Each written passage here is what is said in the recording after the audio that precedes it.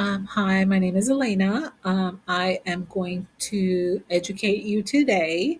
I see that you are here because you are a newly diagnosed asthma patient.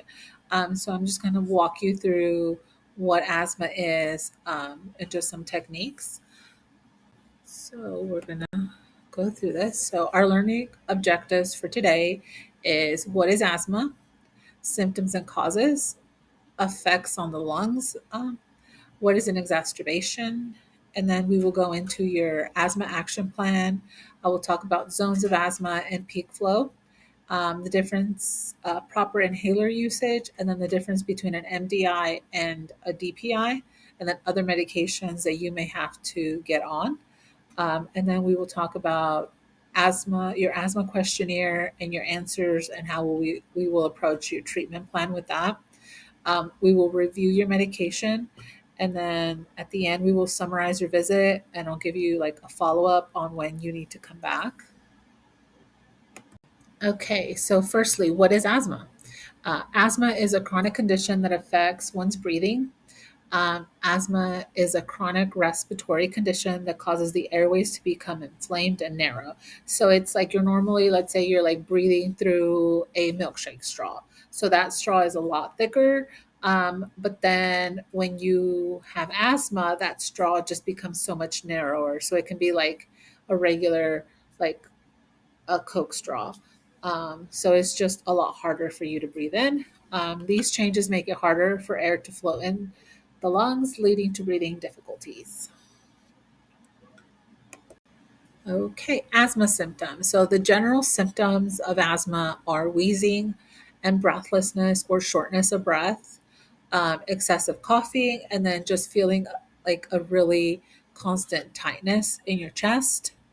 And then symptoms of an asthma attack or flare up is severe wheezing and shortness of breath, fast breathing because you can't catch your breath, your heart rate and your heartbeat goes up because you're trying to work really fast to get those breaths in. You become really drowsy, and then you can also have symptoms of like blue lips or cyanosis because you're not getting enough oxygen into your body. Okay, so general asthma causes. The exact cause of asthma is still unknown, but research suggests that the following factors could increase the chances of getting asthma. So, allergens. So, just like seasonal allergies, pollen, dust mites, pet dander, and mold. Allergens irritate sensitive airways, leading to inflammation and narrowing that trigger coughing, wheezing, and breathing difficulties.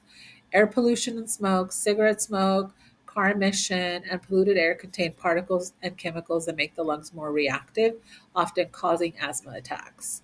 Cold air or a sudden weather change, breathing in cold, dry air, or experiencing rapid changes in the temperature can cause the airways to tighten and produce excess mucus. It's just like if you're running outside in the cold and that cold air hits you like all of a sudden, your lungs don't like that because it doesn't give it enough time to for like your nasal passages and your turbinates in your nose to kind of like heat it to get it a little warmer into your lungs. So it kind of shocks them to become inflamed and irritated. And then exercise induced asthma. That is when physical activity, especially in colder, dry conditions, can narrow the airways and trigger symptoms like shortness of breath and wheezing.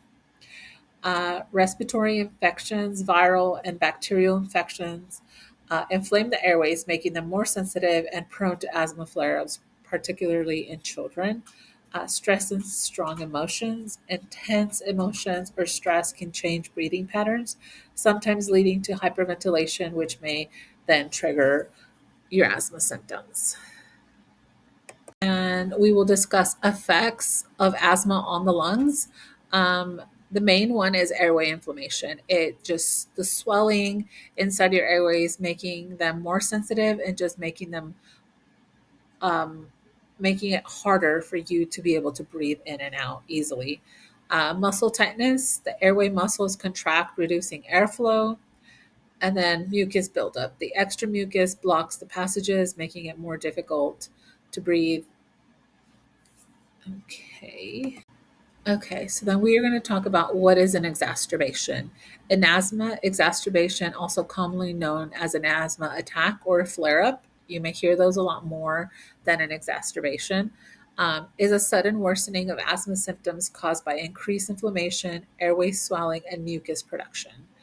Um, what qualifies as an asthma exacerbation is an acute or subacute episode of progressive worsening of asthma symptoms such as shortness of breath, wheezing, coughing, and chest tightness. Patients with asthma already have these, like the shortness of breath, the wheezing and coughing, and the tightness in their chest. But an exacerbation is like more than just the regular, so it's like a bigger attack, or like just all of a sudden attack that happens, and it just worsens all your symptoms, making it a lot more harder and making it for you to be able, like, not be able to breathe properly and work that much extra to try to keep that oxygen and ventilation going. How long do they last? Asthma attacks vary in length from a few minutes to hours in mild cases, and then hours to even days in severe cases. It just depends on how inflamed and how much mucus is being produced that can lead you in between like a mild or a severe. Some severe cases end up in the hospital.